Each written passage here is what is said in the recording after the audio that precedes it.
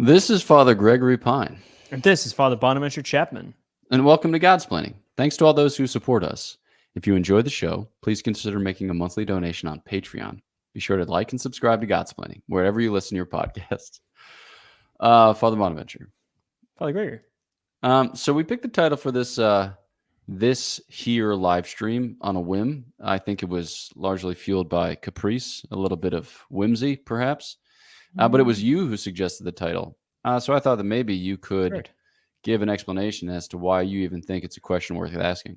Maybe some meta-narratival October Can't. considerations. No answer. Question worth asking. Definitely no answer to that.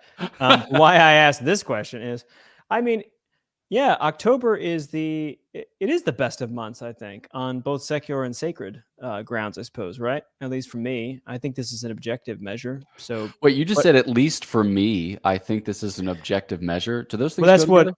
Yeah, because it's a subjective universal. This is an aesthetic judgment, not a conceptual judgment, nor is it an agreeable judgment. So it's a universal necessary judgment. Where are we getting that terminology from? Is that This is from Crucius? Kant's third critique. Is that from Kant's third critique? Yeah, so this is Kant notes out. Kant has first critique is about must necessity, like laws, physics and stuff, and logic. And then second critique is about ought necessity. So like you ought to do this, but you might not, but it's still the law. And then third critique, he figures out that there's a should necessity too. Like you should realize that this is a great painting. Because are you telling me that ought and should are different things? Yeah, I am. Which is fascinating because in German they're reality? Not. No, in reality, in German they're not. But they're just like loving your cat and loving your God are different, even though the same in English. I think we conceptually notice them. Anyway, so I think it's a great month. And I'm open to the possibility that it's subjectively necessarily the greatest month. But I'm also aware that it could be a taste matter. And this is because of the sake. So the secular version is, I think everyone will agree with, that this is the month where you get to dress up.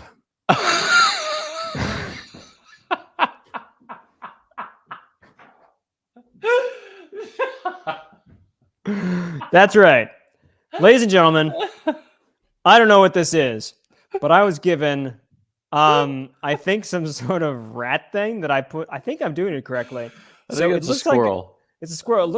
It could be a chipmunk. It doesn't have a tail, but it looks like an octopus, and it sounds really like, ah. Okay, so that's a costume, I think. Okay, now I can throw it away. Thank you for the giver of this gift. But let you know it's going to an important place. Let's make a quick service announcement, though, to those who might be inclined to send gifts. Do you prefer living gifts or dead gifts? No gifts are acceptable. If you ask yourself, should I send him a living gift? Oh, well, I mean, a dead gift. I mean, this isn't dead, right? Like this isn't the kind of thing that dies, right? I mean, animate gifts or non-animate gifts? Oh, inanimate gifts. Yeah, I guess. I don't know. That's a good question. No gifts are acceptable. Because you've gotten a few toads now at this point. I've gotten 3 toads. I sent those puppies back. They had their mission. They had hung out with me for a bit, and then I sent them back with a sign that said, "I hope they arrive safely." What if people were to send you more toads? Would that be welcome? Don't send cane toads. Don't send.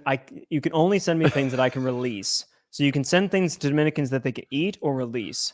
And cane toads you cannot release in any state in the United States of America.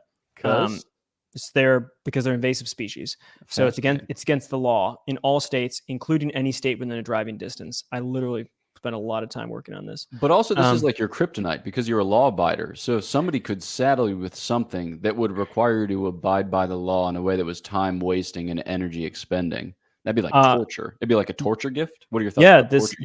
Yeah, you just described my cane toad dilemma. So anyway, back to October. So October, I mean, back at your man. Now back to me. Back to me. I mean, October. So grace builds upon nature, right? So October is a beautiful month because it's the time of beautiful deaths, right? Because you look around you and all the leaves are changing color and they're changing like nice dark colors, and I can see these colors because they've been green and brown for a while. No idea what those are, but now they're changing to colors that are in my wheelhouse. Oranges and reds are getting there. And that's beautiful. And you realize, like, I remember first realizing, like, oh, that's because they're dying, right? They're kind of giving up the ghost. And that's when beauty shows up. And it's kind of a nice reflection on like Western civilization. It's kind of like it's this is the Augustinian kind of, we're barbarians at the gate. We're about to finish this sucker off, but like, it's still beautiful to die for this sort of thing. So that's one. Autumn has this kind of feel. Fall has this. October is like dead center in that, because then by November you're running close to, at least in Buffalo, kind of snow possibilities and such. In December has its own kind of joy, but October is like still good to go because it's cool, crisp.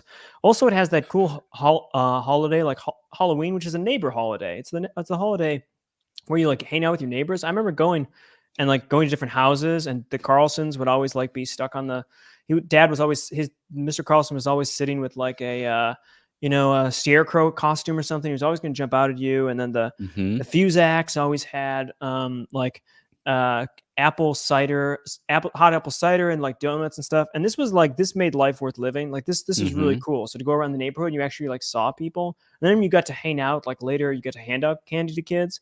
I think that's really cool. Don't put, as long as, the needles, whatever. So it was great. It was absolutely great. So I love that like neighborhood kind of, I don't know if people still do trick-or-treating. I think probably now police cars watch because they do this, but it was a cool sort of thing. I had no idea that had to do with like All Saints and stuff, but then, so that's a good transition. Secular wise, like this is the time of saints. We've got Mary. It's one of the 2 Marian months. So that's boom. Big stuff right there. We got the rosary. You got yourself, hold on. Yeah. This saint, Faustina, right? Nice. October 5th, totally Look solid. at that autofocus. Check it out. Wait, oh, I think it's a little too close. Wait for it. Steady. Hold. Huh. Now the autofocus is giving up.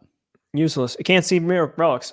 So anyway, so October 5th, but you've got October 4th. It's only Father Francis Day. You got 1st is Saint Therese of Lisieux. You got the 15th is going to be Teresa of Avila. Yeah. You got the 22nd is JP2. You got the 13th, I think, is Cardinal John Henry Newman. I mean, this is just stack o' saints, like stack o' saints, and then you finish out with All Saints, like we're moving toward. So that's. So October is, it's just a great, pumpkin spice lattes are out. Get back, remember grace perfects nature, so nature returns again in its higher form. So that's, it's great. I don't know. What about you? So I just have a couple of objections to your argumentation. So my primary concern is about your argument for the excellence of Halloween as a holiday. Was that like that it's better than other holidays, or that it's just a good holiday? It's an American holiday. It's a good American holiday. Because the argument was, why is October the best month? It wasn't, why is October fun or like snuggly or like cool for neighbors? So like you're going to have to make some kind of claim. What do you want in life other than like neighborly snuggleness? I'm confused. Are you expecting like the beatific vision? No, I'm not. You think but I'm just this saying thing? That, like, you think this thing? Yeah, no, that's a great question. I hadn't thought about it in those terms. But here's the thing: like a lot of people are thinking, Father Bonaventure, Halloween. I know it's highly commercialized, but like, what about Christmas? What about Easter? These things have more of a liturgical significance. Or Halloween is like this ancient Celtic notion of Samhain and like the porousness of the division between the living and the dead. Like that's, come on, man. Like what are you really after here? Is this a comparative claim, or are you just saying that you like October? I'm not arguing. Right. So October has a number of great things in it. One of them is Halloween. Okay. I'm not staking my claims. This is a integral cumulative case. This is a cumulative case argument here. Okay. So like Christmas is a better holiday than Halloween. Let's be clear about that. That's not even for dispute. Yeah. Right? But Christmas is like just one day in December. It's fine. It's good. But but October has like Halloween, which is not going to trump Christmas, but then it has Faustina's feast day. And that's like, whoa, we just upped the ante here. And then you're like, what about that whole dead tree thing? Like the dying and beauty. And you're like, oh, wow, that's really cool. Got it. So these are all like arguments from fittingness. It's a kind of constellation of arguments from fittingness. Not going to get a demonstratio in this sucker. There's no proper clue to be had, my friend. All right. Well, I'm going to tell you some things that I like about October now that I know the rules of the game. So October is championship season for cross country, which is like a sport that I was kind of okay at. But like the smell of fresh cut grass and dead leaves, that combo factor is what. Oh my gosh, that's so creepy. That's so creepy. Ooh, the combination of fresh cut grass and dead leaves, fresh cut grass, dead leaves. It's just, it's great.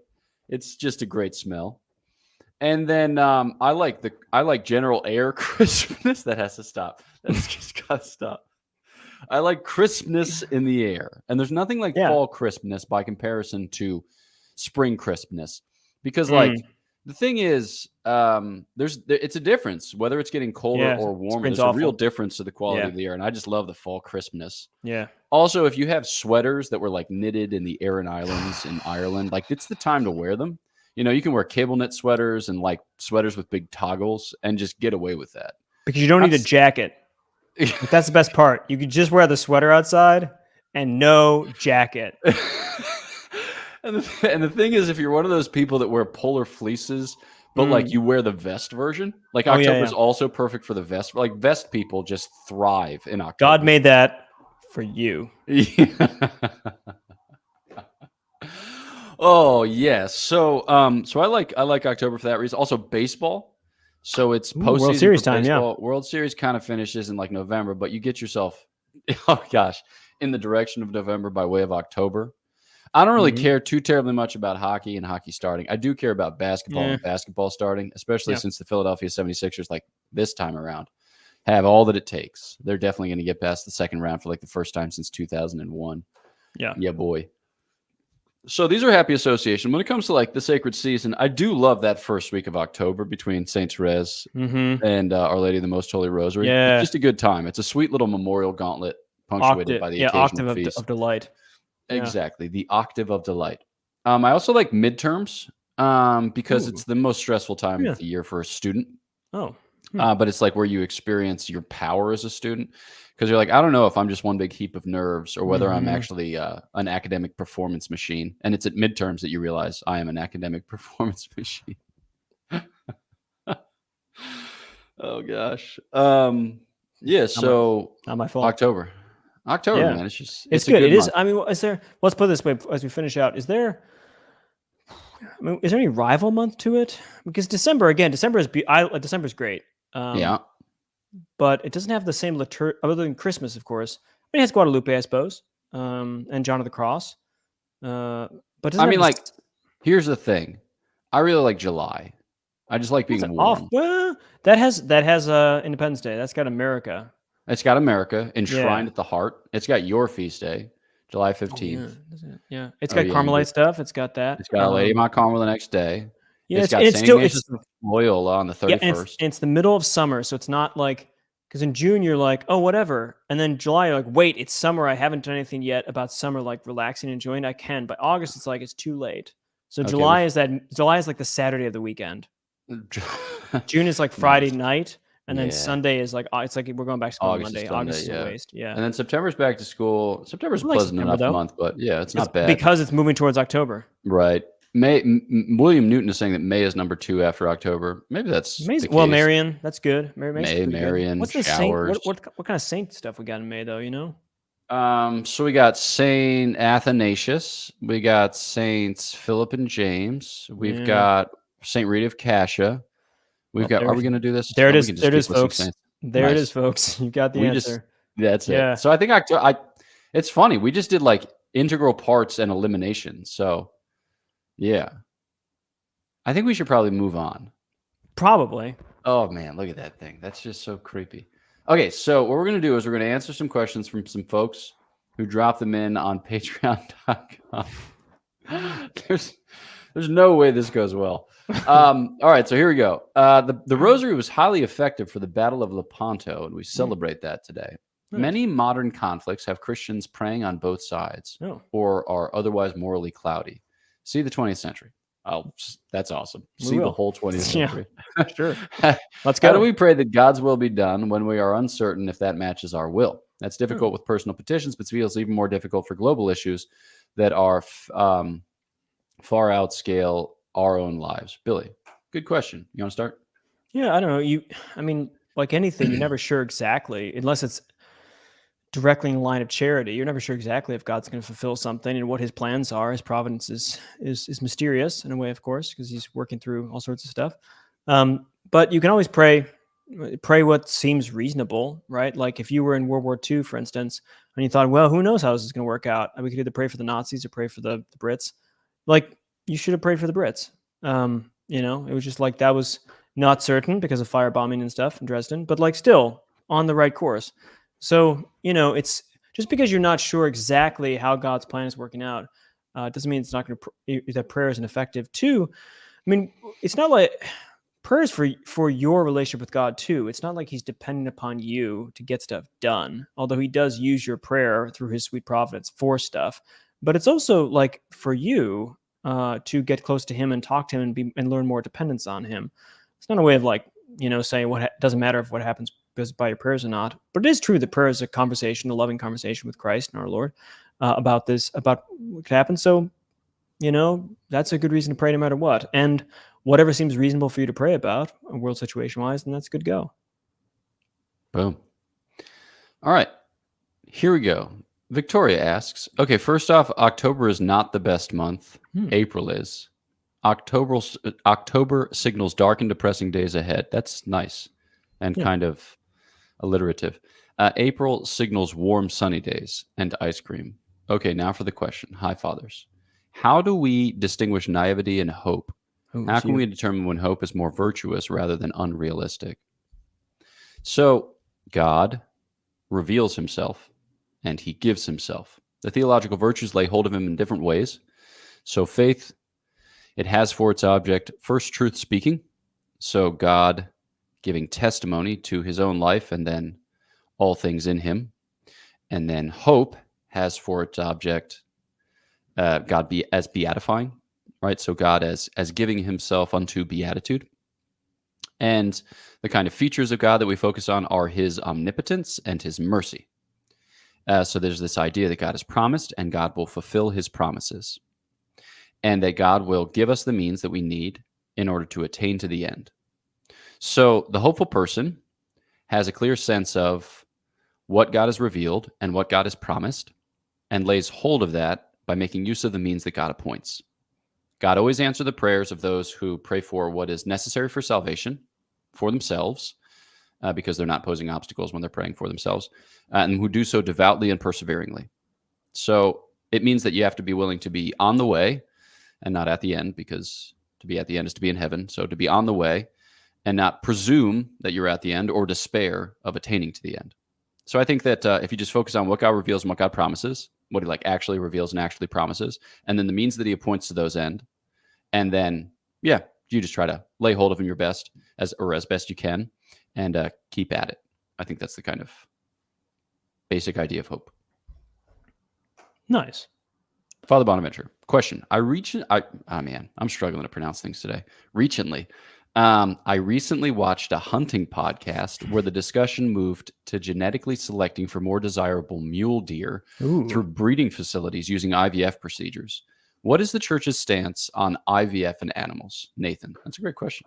It is a great question. Well, you're teaching this kind of thing, but I don't think the church, doesn't have a specific prohibition as far as I can tell, but it has a general prohibition about the kind of motives or what would be involved in it.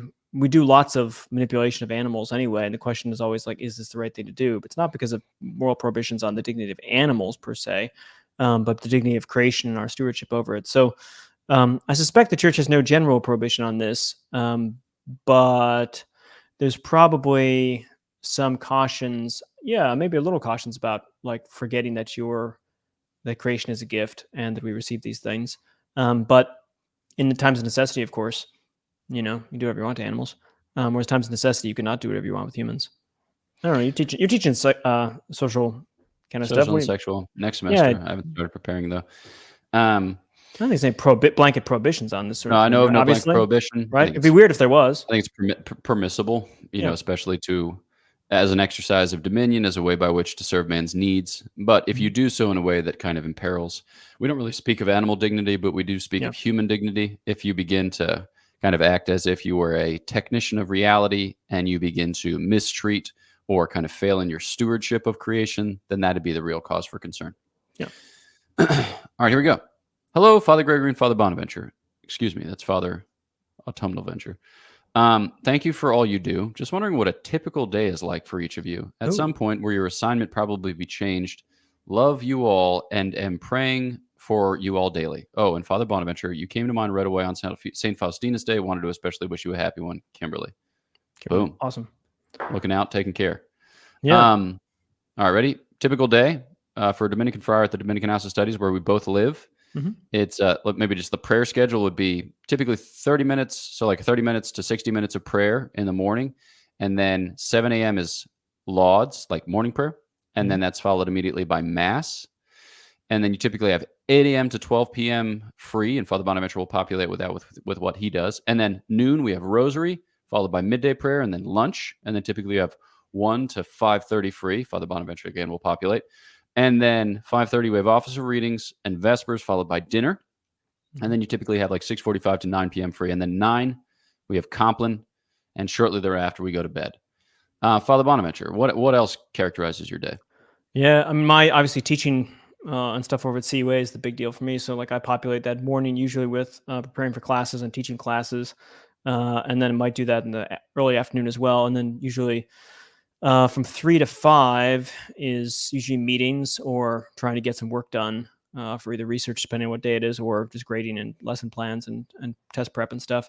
And then the evenings are when I plan for spiritual direction or Livesplaining or any of that kind of other like pastoral kind of stuff, or talking to folks. Or sometimes I get to just sit on a hot rock like a lizard and read. And that's cool for like 40 minutes. And then call to prayer and then go back up. And there we go. So yeah, that's mine. You probably populate similarly.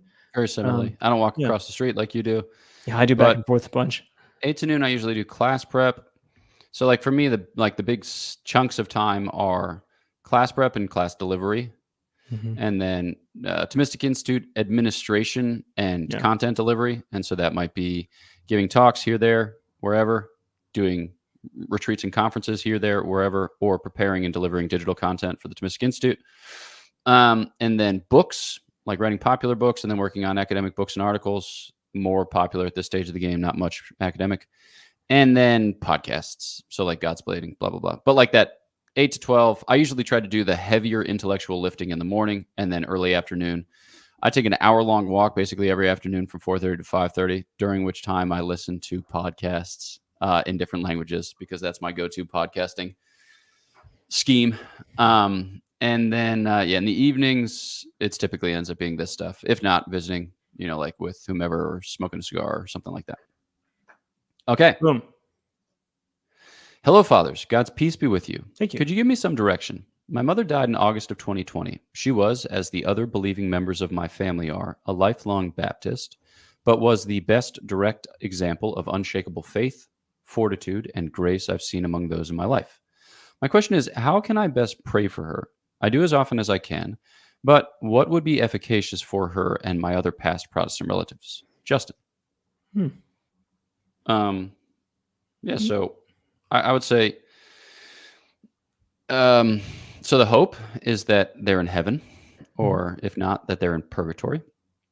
So the idea being that as Protestants, they have access to certain elements of grace and salvation, which pertain to the Catholic Church, but kind of spill over the bounds of the Catholic Church. Father Bonaventure wrote about this at Oxford.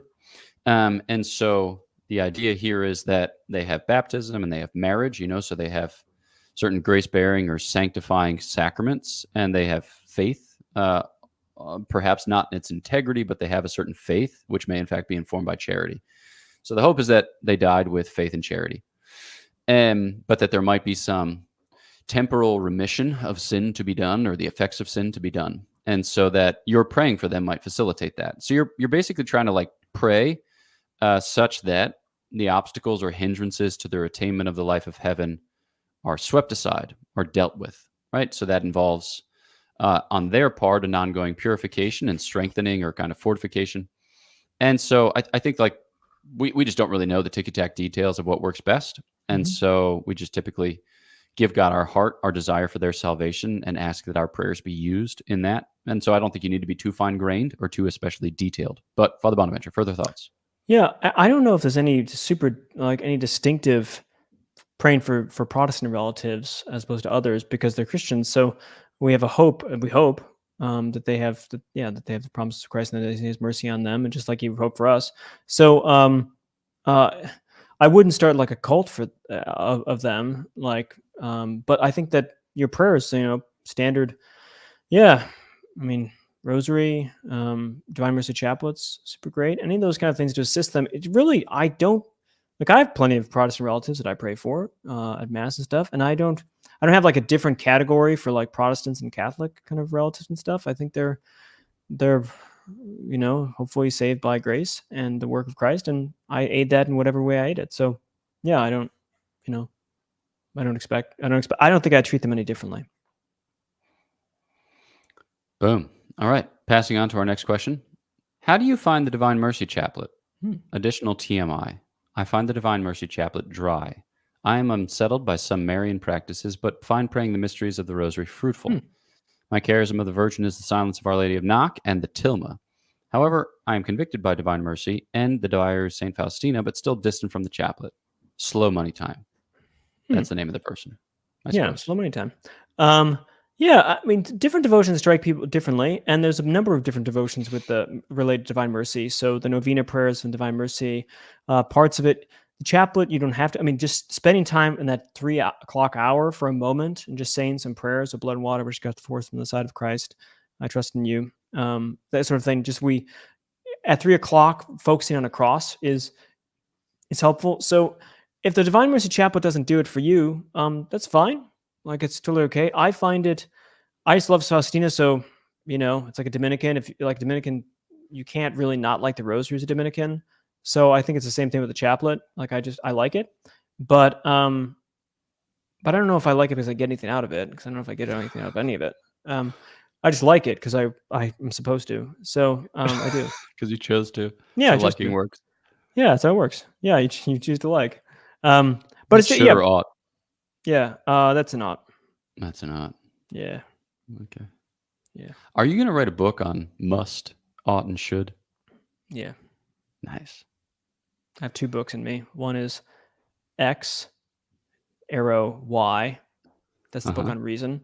Okay. And the other book is called Ought. And that's the book on moral necessity. Morals.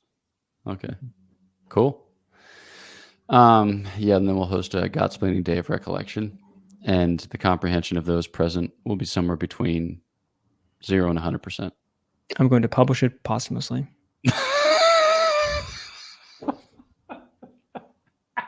Yes, exactly. All right, hockey season starts. The other reason why October is the best month. Danielle, yeah, Father Bonaventure likes hockey. I used to like hockey, but then in 1997, the Philadelphia Flyers lost 4-0 against Steve Yzerman and the Detroit Red Wings, and it tore my heart out. The Legion of Doom. Eric Lindros, though. Yeah, pretty good guy. I had some sweet posters of him. Hello, fathers. Y'all are awesome. As a kid, I remember my parish putting on a Halloween festival, which included a haunted house, and it was all really fun. Yeah. But I was recently invited by some friends to an in-town haunted house, and I didn't feel like I could participate because of its allusions to conjuring up spirits, scares based on demons, etc. Any advice on navigating secular Halloween events / attractions, Matthew? Yeah, that's a good question. Yeah. Yeah, I think like if you're uncomfortable and you don't have to go. I think that, the 21st century, most people do these things with a kind of naive innocence. Some people do these things with a kind of malevolent, culpability. But I think that insofar as the kind of ghouls and ghosts is received more broadly into the culture in a kind of non-occult, benign form, it doesn't cause me much concern. But I think that like if you're uncomfortable with it, it's not like something you have to like force yourself to be comfortable with. Yeah. There are like Catholic parents who don't let their children read Harry Potter, and there are Catholic parents that let their children read Harry Potter, and I think there are good reasons on both sides. I've read Harry Potter, and I don't have kids, but if I were to have kids, I wouldn't mind them reading Harry Potter.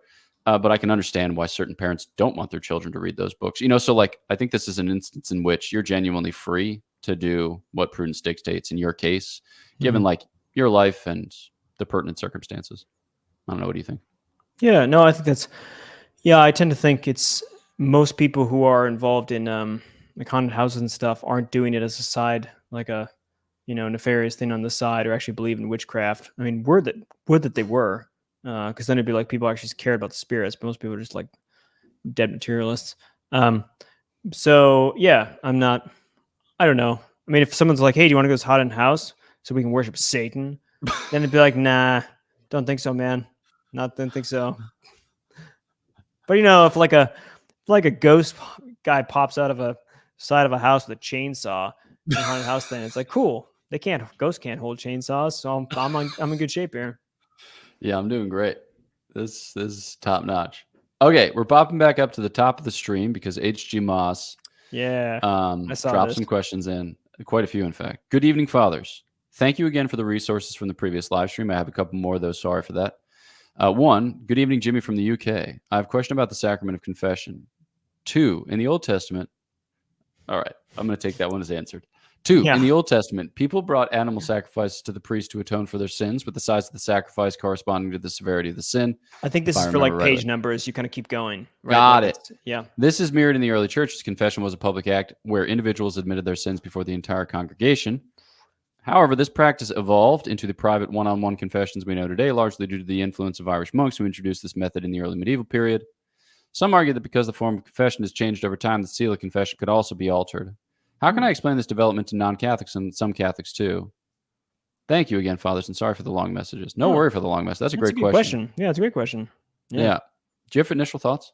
Not the confession has changed over time. The seal is it's not like Jesus gave the seal. The seal is the sense of that you don't share your sin. You don't need to share your sins with anyone else but God and his mediators, right? So it's principled on that. So you could share your sins with anyone you want. So it's not like the early church violated the seal by having people confess openly. Like they were free not to confess openly, I suspect, or if they were forced to confess openly, it's unclear to me. So I don't think that's a serious problem or change with it, but it is true that it's not like, confession did develop over time as a particular practice, especially from the Irish monks. And so its current form, is not from eternity.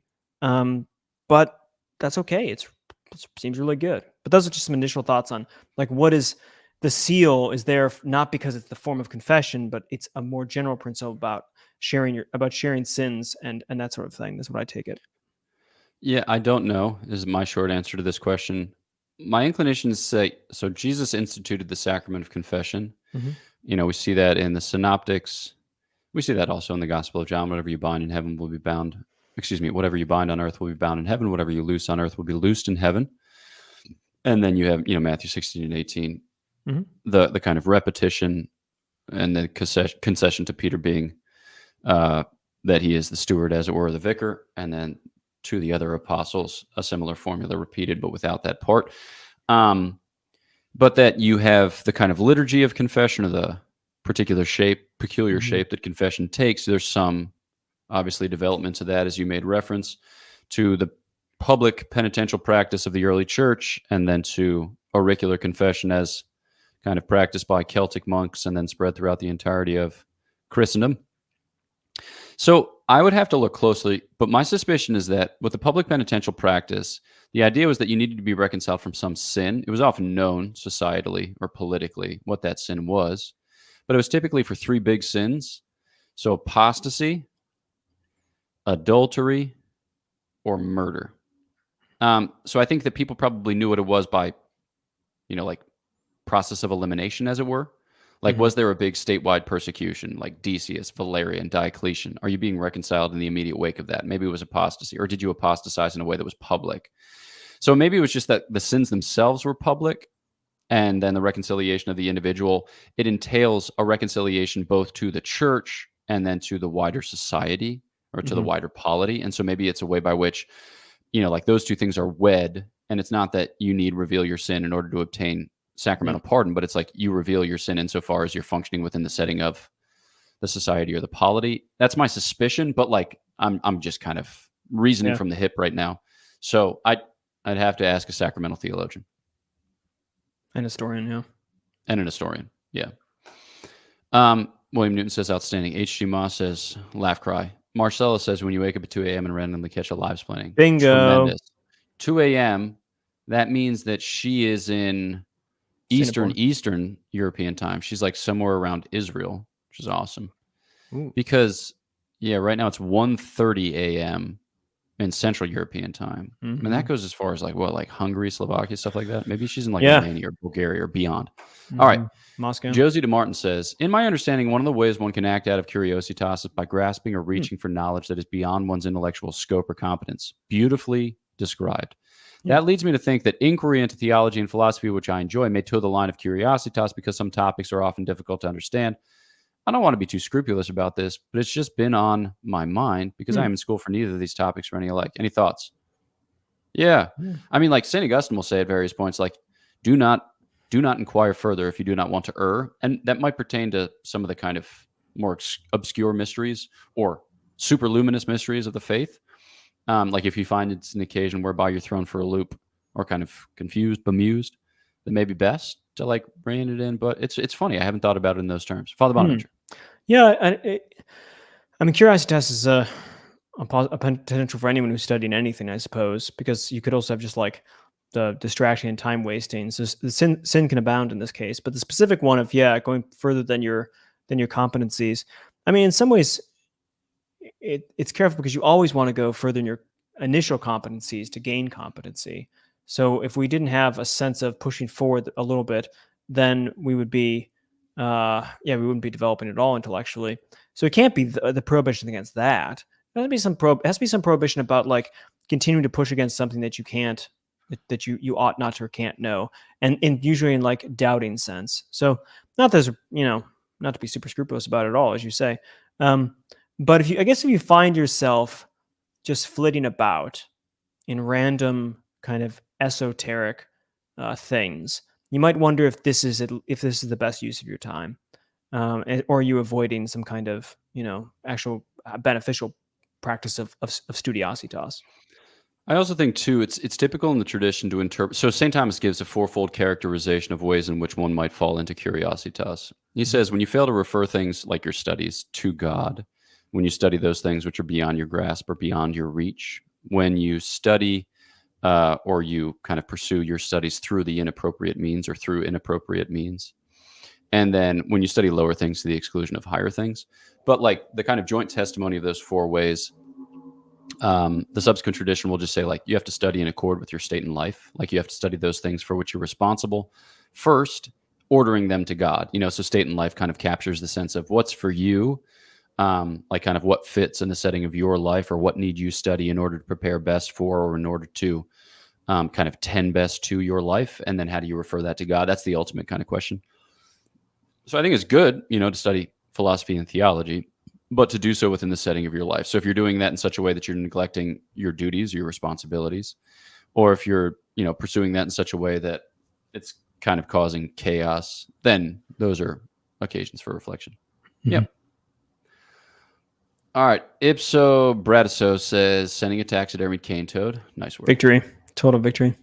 TST God says, Fathers, how should we think about celebrity priests? Had the thought as a student at Scalia Law School when I received communion from Father Paul Scalia. He's just a priest, but it also seemed cool. I think that's fine. You should think about it as little as you have just thought about it. Yeah, bias. Nice. That's great. Yeah. Exactly. Yeah, don't worry about it. Yeah, I think the only reason for which like a priest ought to be famous is because he's holy. But then here we are in the 21st century with the internet, and so good luck. Yeah, for other things. So yeah. Alas and alack. Yeah. Yep. Obviously, it's an occasion of potential stumble, scandal. More for him. Yeah, more for him than you'll be fine. Don't worry about it. People. Yeah. I mean, he is. If he's a celebrity, he is cool. Don't think he's not a priest. Like if he's a celebrity, that's cool. What's wrong with celebrities?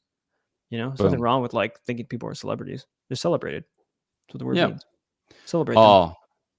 Und jetzt haben wir die Möglichkeit, ja, Deutsch Deutschland, fantastisch. Ein bisschen, ja, aber keine Frage.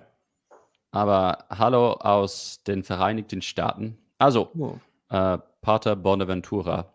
Vorgestern oder gestern habe ich mit Schwester Theresa in der dominikanischen Schwester in Nashville gesprochen. Also es war das erste Mal, dass ich Deutsch gesprochen habe, seit wir Deutsch alle zusammen gesprochen haben.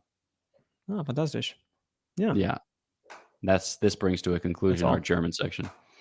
Your mama's boy, who consistently delivers some of the best Godsplaining content of any contributor, Why is October the best month? Easy. It's usually the only month with football, basketball, and baseball. And What's hockey, your but name? yes, yeah, actually, it's got all of them. Nice. Josie DeMartin says, and Bingo. hockey. And your mama's boy comes back with, sorry, but who cares about Wow, hockey? there you go. Yeah, there it is. Lay it down, Man my after friend. my own heart. Yeah. Reagan Quigley affirms, but Reagan Quigley and your mama's boy have always been the 1-2 Philadelphia sports punch. Yeah, makes sense. So respect.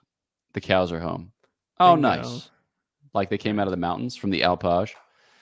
Kua. All right. Oktoberfest. Wow. Just like a lot of quality German content going on here. Yeah. Do Dominicans tend to Oh. favor Girolamo Savonarola, or is he somewhat disregarded given the history? Interesting question. We Yeah, love him. No, we do like him. We feel like he got a bad deal, bad rap, you know, and he probably did. We do like him. We're big by big defenders of him means none of us really know anything about him, but we love him. We love a thing about which we know little. Yeah, we're We've for said him. that May is number 2 after October. Yeah, that's true. That's true. Always been my favorite month. Hope you guys do a live Q&A. We will do one. We're going to do one like once a month for the next couple of things because we're getting just beaten up by academic responsibilities. Mhm. Kathy Turner. Hi, fathers. Oh, nice, See you all in NYC in a few weeks. Tremendous. Nice. Could you explain the differences among the types of priestly callings, diocesan, religious, etc.? Who can become bishops, cardinals, the Pope? Thanks. Father Bonaventure, take it away. Nice. Well, I don't know. I mean, there's so that you could divide it between secular and religious in terms of secular priests, the diocesan priests, the guys who cover geographical boundaries, black collars, white collars, black shirt kind of stuff. And then there's like the religious priests, and they break down into active, contemplative, and mixed life ones. You could say the active are like your Jesuits, sort of thing, or something. Your contemplative are like your monks, and then your kind of mixed life is Franciscans and Dominicans.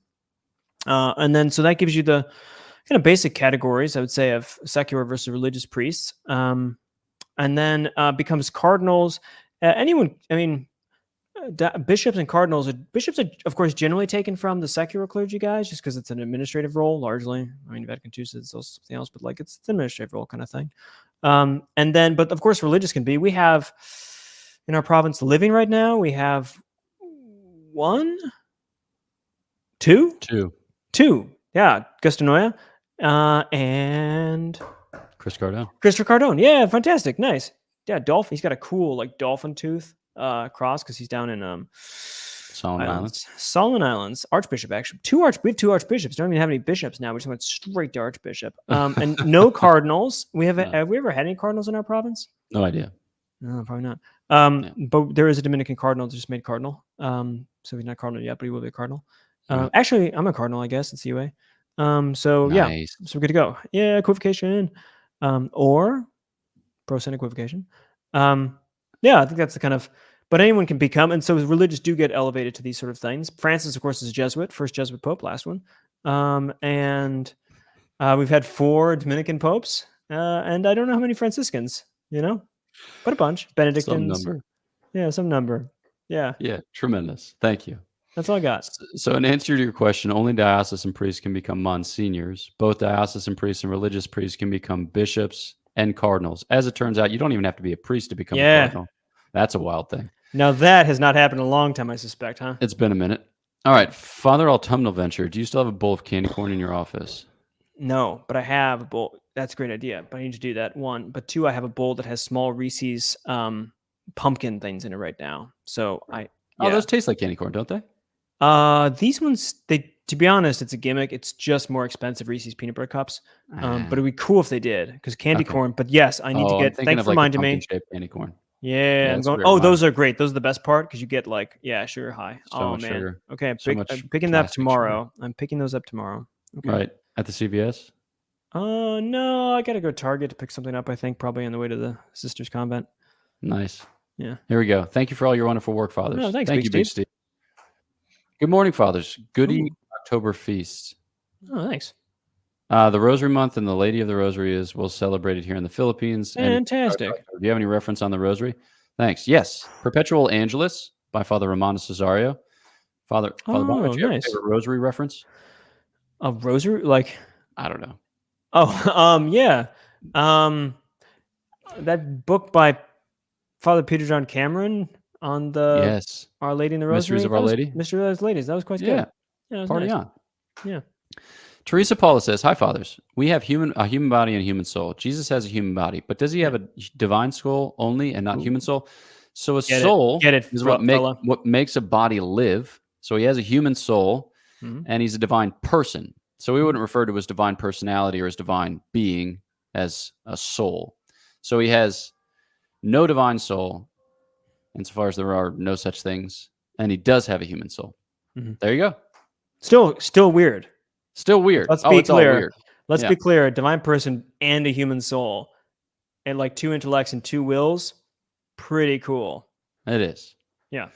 All right, Jack Dresch says, "Hello, fathers. I'm currently studying abroad in Chile.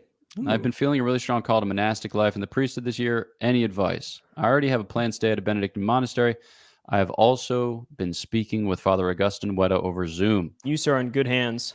That's You it. sir are in very good hands. Yeah.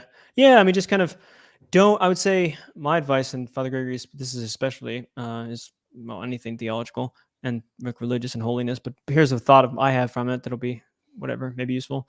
Is uh, don't worry about like compulsion.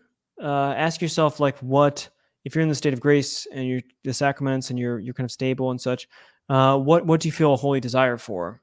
Like not in the sense of like I need to do this or this sort of thing, but like what do you feel drawn to as opposed to pushed to? So think about the drawing thing. I think if you're interested in vocation, you'll feel a drawing to something, and you can follow those leads as opposed to like feeling a push from behind that you must do something. This is not a it's not an ought. Man, Is it it a should. should or is it a could? It's definitely a could. Could Is be. that going to feature in the book? Oh, Khan, yeah. Khan, Dude, Zola. Yeah. yeah, couldn't it? Um, Kunta.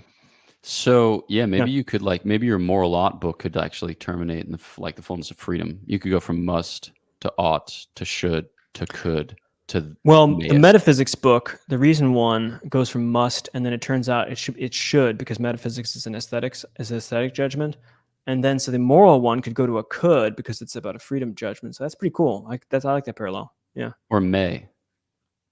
Now we're getting to East of Eden. Now we're talking. No Little thanks. Tim Shell action. Okay, here we go.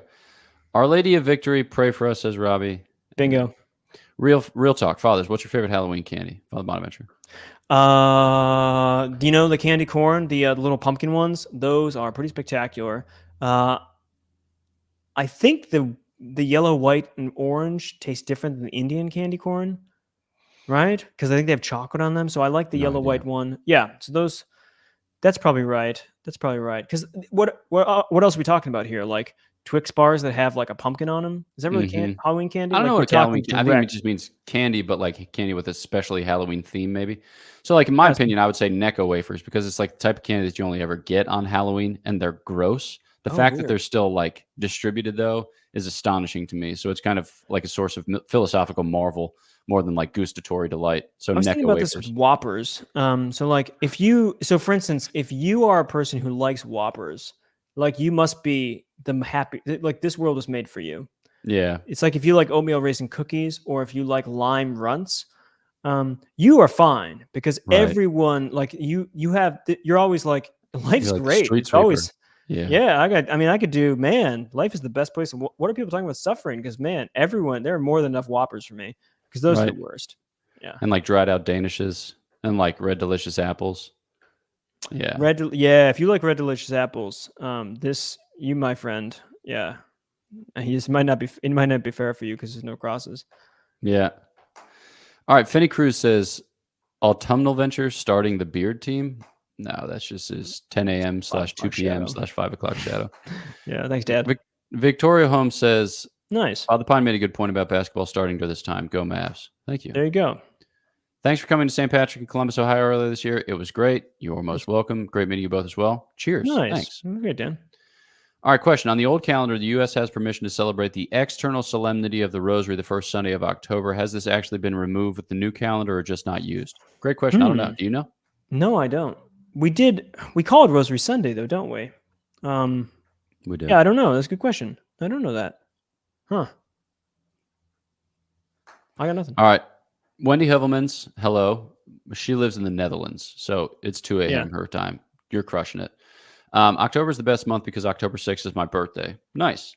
Wow. All right. Own it. So Who else is that? Send if you have live cane toads, you can send them to Wendy Hevelmans. Bingo. Question though, horror movies. Is there a criterion for when they are no longer morally neutral? At what point is it Mm, glorifying evil? I'm like a hardliner on this because I hate horror movies, but I think it's mostly fueled by aesthetic judgments rather than by mhm. moral judgments. Yeah. What do you Could think? I don't know. I was just thinking about this before this. So I remember, I mean, like 20 years ago, maybe 30 years ago, I think it was Resident Evil or something. I think I watched a scene of it that it's just never going to leave my mind now. Like, this is awful. And like when it comes back, like the problem with horror movies is how deep they cut because if Mm, we're actually like designed to love and we have passions that get drilled in. And so horror movies takes advantage of that, I think. And when you're young, I think a lot bounces off of you. It's not as big a deal maybe, but the older I get, I just can't do it anymore. And even then, when I was young, seeing this thing, it just like it leaves an image like when you stare at the sun and you close your eyes and it's still there. I think horror movies do that to you, and they leave a mark on your imagination that then's going to cloud some of your judgment. I think, or at least it's going to distract you from things. It has for me. I just wish I never saw that movie. Like that was something I didn't know, and it was unfair. I just didn't know I mean, I should have known Resident Evil was expecting. But but like, yeah, I think so it's not. I don't morally neutral. I mean, some people can't stand blood at all and this kind of thing. But I think aesthetic judgment's better. But I also think it's just personally, forget the moral judgments, the prudential judgments of the kind of burning in of images in your imagination that may never leave. It's a sort of like trauma from a war that you've inflicted upon yourself, and that's I don't know. That's my one of my big regrets is seeing that movie mm, because it has haunted me. Ooh, Mednim, for the rest of my life, and I really wish I didn't have that there, but there it is. yeah. Yeah, so I think my overall moral judgment would be it's not intrinsically evil in the way in which watching pornography is, but I think it is an occasion of sin and potentially a sin against prudence Mm-hmm. or a sin against, like human dignity broadly conceived. Yeah, yeah. So it's just a matter of the disposition of the viewer. Some people are more affected, some people are less affected. If you're less affected, that might just be temperamental or like kind of constitutional, which is that's what it is. But it might be that you dulled yourself to it, which then raises Mm-hmm. other moral questions. All right, fathers, what's your take on Brian Johnson, the entrepreneur VC attempting to reverse aging and live longer than Methuselah? Cool. Good luck. Good for you, I man. mean, insofar as it's helpful, like therapeutically, I think it can be used to good ends. But insofar as people are afraid of death and hate God, I think that's Look, problematic. yeah, and I mean, at the end of the day, here's what you're not going to reverse: the conflagration, because like you're not going to reverse the heat death of the universe, right? Or its chilling effect. Like that's just coming, folks. So say you do the billion-year thing, doesn't matter. Sun, not going to be here forever. It's like a friend for a while, and then it's your worst enemy. So you're going to have to meet the maker. So, get it over with. There you go. Allison Woodowski. Hello, fathers. Great to see you at the Dominican Rosary Pilgrimage. Father Faustina Venture. Happy belated feast. Thank you. I should have gone with that. Boom. It's true. Mistakes were made. Yeah. It's far Um, by. It is true. Behat Yeah, the cows are back. Frage Yeah, beantwortet. yeah, Ja, yeah. The wir cows are haben back. die Kühe separated. Yeah. Geschnitten? No, that sounds like they cut them. Who knows? We'll figure it out later. Yes, Fra Girolamo, blessed Pier Giorgio Girolamo Frassati took his name. Boom. Oh, that's true. Yeah, nice. A Dominican is about to be made cardinal. I Yeah. saw the order post about it on Twitter. Yeah, that's Timothy Radcliffe, Yeah, former Timothy Ratcliffe, English, master of the order. Master of the Order. Fathers, concerning the liturgy, especially the traditional forms of the Mass, it's often a controversial issue. Fact. Found it interesting how you two previously talked so openly about celebrating the OP rite on a semi-regular basis. It seems within the province that the liturgy is not the topic of contention as it seems to be in the wider church. Do you think there are any reasons for why that is? That's a good question. It's I like don't- provincial culture. I think it's Yeah, like there are things that matters and there are things that matter less. And in the like context of a conversation, 300 other people, you like learn to discern what matters and what matters less. And there are certain like ticky tack points, I guess, which we've discerned kind of matter less. I don't know exactly how best to describe this. What do you think? I don't know. I mean, one, we're all like trying to live in charity here, so that's commitment. We don't always succeed in it. But two, we're all Novus Ordo. We're all committed to Novus Ordo. Like I mean, I think some of the contention comes in the people who just don't think it's valid or don't like it at all or something, and we celebrate it. And so even if we prefer the Dominican rite, it's not like offensive for us to celebrate Novus Ordo. So I think it has less of a purchase on that. Yeah. We're trying to be traditional. Dominicans are traditional about stuff, so like it's the old stuff. So even if you don't love it, right? You can't be against it in a way that you might be if you're out in the world. You could say because it's part of our family's tradition. You might say, well, it's part of the Catholic tradition, the extraordinary form, but like that's more general in a way that like for the Dominican rite is our kind of thing. So yeah, I think all these things add up to a sort of thing. But also, I just think it could be temperamental. Maybe if it was like 30 years ago or 40 years ago, uh, like that, maybe it would be different, you know? So maybe it's just kind of could be contingent historical accidents within our province at the moment. Yay, I made a live. You guys are hilarious, by the way. Cheers to you. Nice. Superficial Observer says, question, fathers. What is eternal life? Asking for a friend. Nice. That's tremendous. That's fantastic. So I suppose Catholic teaching would be something like this, that eternal life is a kind of participated eternal life. So we will have always experienced time, and there will always be some kind of succession at work in our human lives, but that we can participate the eternity of God to some degree in beholding him. So it's a knowing and loving of God, which is fortified not just by grace, but by glory. So it suffers no diminishment, or it suffers no possibility of loss. And so it's the beatific vision unto ages of ages, whereby we enjoy a kind of participated eternity. I believe the friar about to be made a cardinal is not a priest. He is a priest, he's just not a bishop. Bishop, yeah. Your beard looks nice. Wow. Nice, tremendous. buddy. Yeah, it's Yeah. just talking about you, 5 o'clock shadow. No, she's not. The new Dominican cardinal tells us to watch. Oh, gosh. Whatever. No. I sure hope that's not the case. Yeah, probably not. Don't worry about it. Fathers, on a slightly more serious note, what are the best arguments against euthanasia? There will be a vote here in the UK Parliament. Assisted dying Yeah. pays for us. I would recommend the book of one John Keown. So in the English-speaking world, he's one of the best in terms of argumentation against assisted suicide. He pertains to the new natural law tradition, and is just a master of the arguments and also a master of the jurisprudence. Yep. So John Keown, Keown. Yeah, that's good. Emma Farrell says, hi, fathers. Any advice for someone who has experienced the call to religious life but was denied entrance into religious communities due to mental health issues? Great question. Father Bonaventure, you want to start? I mean, well, I guess this way. I mean, because no one's religious life is a gift in particular congregations, and that we have to trust the superior's discernments in those things, because even if it that they are praying for God, they are praying according to God's will. I'm in formation, so I try to do this sort of thing. So I guess trusting that one, God's providence is working, even if it seems like such a great good and yet something's holding you back, that God still is working, and two, that holiness is entirely available outside of the religious life. Boom. Bob the Bill just had a recommendation.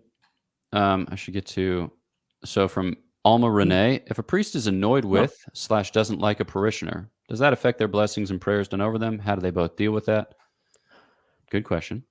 Yeah, not like for efficacious stuff, I suppose. I mean, disposition wise, it makes it harder to engage with the person, but asking for the blessings, the graces of God. I mean, it might be like he might be less inclined to do it for you, but that's because that's his fault. His job is to be a conduit for Christ, not to be his own man. And you might be inclined not to ask because you're frustrated with him when you need the blessings. So, it might be that, but in terms of the efficacious efficacy of the prayer, I don't know if that's going to be changed, because it's not an act of worship that has dispositions in it, right? Yes, I just say ex opere operato, like the celebration of the sacrament, specifically the sacrament of the Most Holy Eucharist and the sacrament of penance. There's no real change, as it were, insofar as you partake of it according to your disposition and his disposition to a certain degree or extent, but by virtue of the fact that the sacrament itself is validly conferred, you partake of the grace which God intends for you. So he just has to intend what the church intends. And but as concerns, like, could there be negative effects of a bad relationship? Certainly. I mean, you think about it just like physically, emotionally, psychologically, for sure, that all has a way in which it can affect our spiritual state, or you get it. Makes us less receptive to God, because we have blocks in there for this, because this man, the same thing with him. Yeah. So reconciliation is helpful if it can be done. Boom. All right. Well, Father Bonaventure, we've come to the end of our hour, and we're not going to be able to finish all these questions. So I think this is the opportunity for us to wrap things up. Do it. So, squad, thanks so much for hopping on this live stream. We appreciate you joining up. And we've got some upcoming events. You can find details out at godsplaining.org. So we have one third weekend of October in New York City. And then we've got one third weekend of January in Nashville. And then we'll have further announcements about further things in due course. So, yeah, know of our prayers for you. Please pray for us. And we'll look forward to chatting with you next time on Godsplaining.